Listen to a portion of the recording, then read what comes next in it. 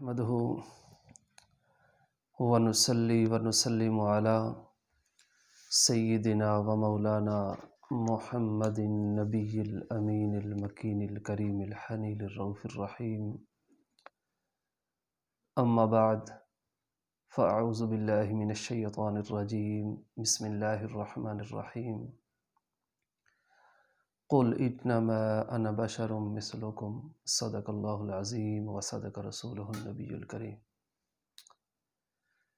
نہایت واجب الاحترام میرے دوستوں، بزرگوں، نوجوانوں، شاعر کہتا ہے کہ لباس آدمی پہنا جہان آدمی جانا، لباس آدمی پہنا جہان آدمی جانا، مزمل بن کر آئے ہیں وہ طٰہٰ بن کے نکلیں گے. سامعین عزیز وقار، آج اس موقع پر میں جس موضوع پر گفتگو کرنے جا رہا ہوں وہ ہے حضور علیہ الصلاۃ والسلام کی نورانیت اور حضور علیہ الصلاۃ والسلام کا مقام بشریت. نہایت واجب الاحترام، میں نے آپ کے سامنے قرآن مجید فرقان حمید کی ایک آیت پاک کا کچھ حصہ تلاوت کیا، جس میں رب کائنات نے ارشاد فرمایا، قل، اے میرا محبوب تو فرما دے، انما انا بشر مثلکم، کہ میں تمہاری مثل بشر ہوں. جب اس آیت پر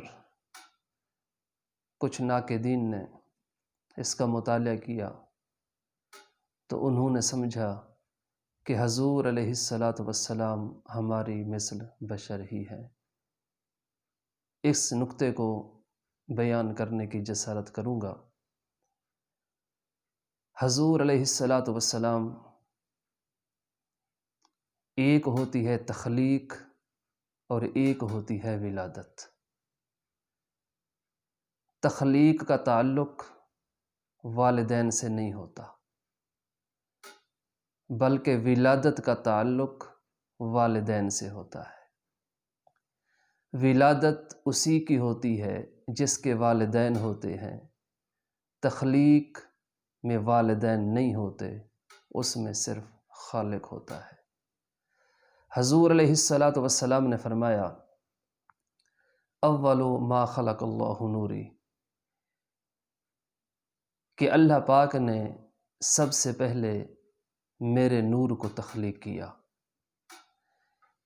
اسی طرح دوسری جگہ فرمایا، اول ما خلق اللہ نوری ومن نوری خلق کل شیء، کہ اللہ پاک نے سب سے پہلے میرے نور کو تخلیق کیا اور میرے نور سے ہی ہر چیز کو تخلیق کیا. حضرت جابر رضی اللہ تعالی عنہ کی روایت ہے کہ ان اللہ تعالی قد خلق قبل الاشیاء نور نبی کا من نور.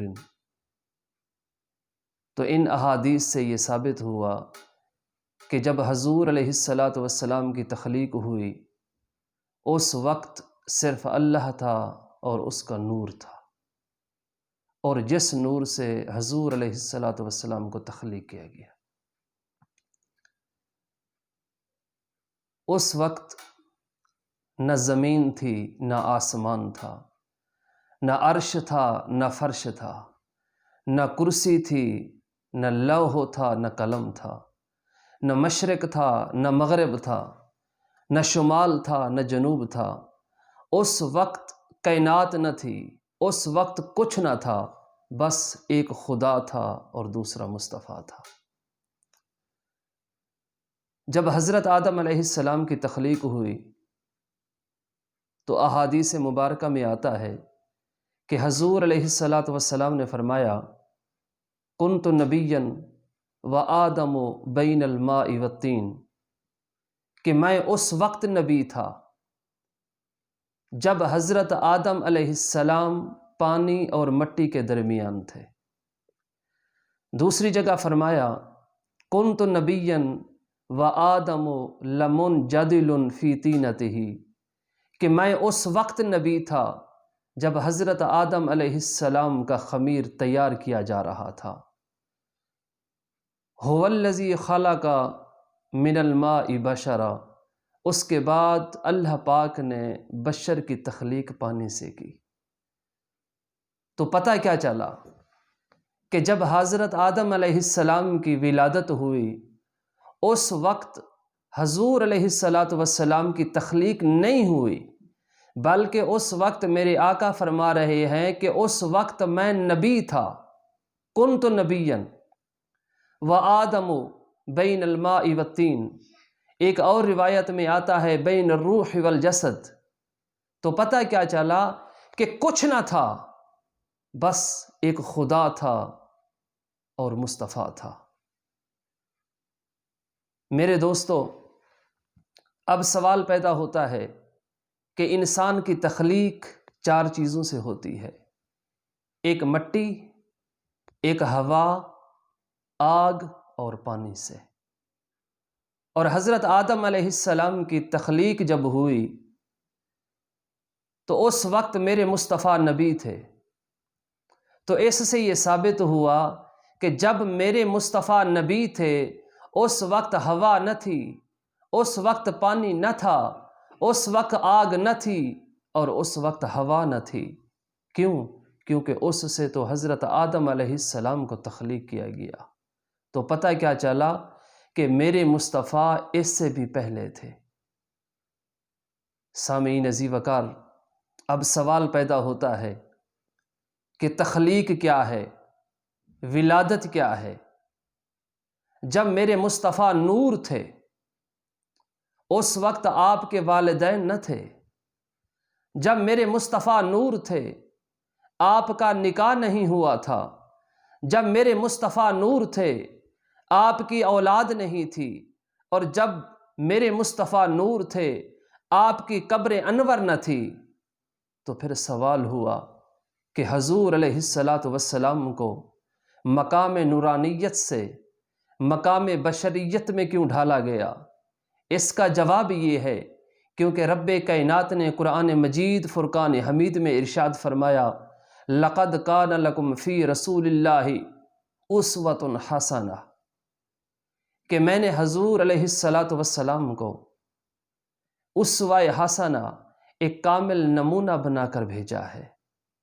سامعین عزیز وقار، کیونکہ حضور ایک کامل نمونہ ہے، حضور کا نور ہونا نورانیت نے فائدہ اٹھایا، اور جب حضور علیہ السلام کا مقام بشریت دیا تو اس سے بشر نے فائدہ اٹھایا۔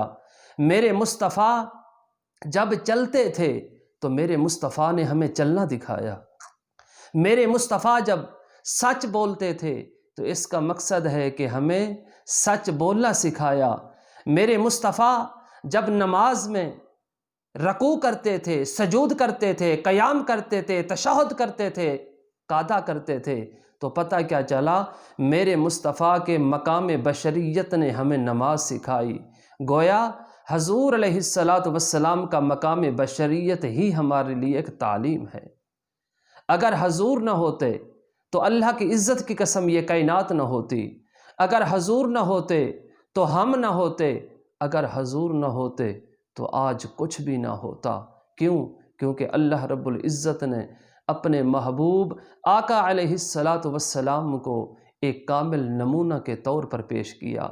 اسی وجہ سے جب میرے آقا کسی حجام کے پاس جاتے ہیں اور اپنے بال کٹواتے ہیں تو پھر صحابہ اکٹھے ہو جاتے ہیں، اور جب میرے آقا علیہ السلام کسی کو دیکھتے ہیں، جس طرح آگے دیکھتے ہیں اسی طرح پیچھے دیکھتے ہیں، اور میرے آقا جب سوتے ہیں تو آپ کا قلب انور نہیں سوتا، اور میرے مصطفیٰ جب مسکراتے ہیں تو حضرت عائشہ صدیقہ رضی اللہ تعالی عنہا فرماتی ہیں کہ میں اندھیرے میں سوئی کو تلاش کر لیتی ہوں۔ میرے مصطفیٰ جب کسی چیز کو ہاتھ لگاتے ہیں وہ کلمہ پڑھنے لگ جاتی ہیں، اور جب میرے مصطفیٰ کسی پتھروں پہ چلتے ہیں وہ بھی کلمہ پڑھنے لگ جاتے ہیں، اور میرے مصطفیٰ جب کسی ایسی بکری کو جو دودھ نہیں دیتی اس کی دودھ والی جگہ پہ ہاتھ لگاتے ہیں وہ دودھ دینا شروع کر دیتی ہے، اور پیارے مصطفیٰ اپنا لعاب دہن جب کسی کنویں میں ڈالتے ہیں اس کو شہد کی طرح میٹھا کر دیتے ہیں۔ میرے مصطفیٰ جب چاند کو اشارہ کرتے ہیں تو اس کو دو ٹکڑے کر دیتے ہیں، اور جب میرے مصطفیٰ سورج کو اشارہ کرتے ہیں ڈوبے ہوئے سورج کو واپس پلٹا دیتے ہیں۔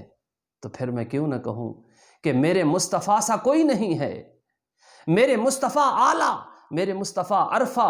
اسی وجہ سے کہتے ہیں کہ میرا رسول ہمیشہ کمال کرتا ہے، میرا رسول ہمیشہ کمال کرتا ہے، کرے جو فیصلہ وہ لا زوال کرتا ہے۔ کالا آئے تو اسے با کمال کرتا ہے، گورا آئے تو اسے با جمال کرتا ہے۔ میرے محبوب کو شمس و قمر سے مت پہچان، یہ چھوٹے چھوٹے کام تو اس کا بلال کرتا ہے۔ سامعین عزیز وقار، تو آخر میں یہی کہوں گا کہ اول و آخر میرا نبی ہے، بشر سے پہلے میرا نبی ہے، قمر سے پہلے میرا نبی ہے، نظر سے پہلے میرا نبی ہے، شجر سے پہلے میرا نبی ہے، نظر سے پہلے میرا نبی ہے، ثمر سے پہلے میرا نبی ہے، سحر سے پہلے میرا نبی ہے، ادھر سے پہلے میرا نبی ہے، ادھر سے پہلے میرا نبی ہے۔ مالک کوثر میرا نبی ہے، حامی رہبر میرا نبی ہے، شافی محشر میرا نبی ہے، تاج عرش خدا میرا نبی ہے، شاہ ہر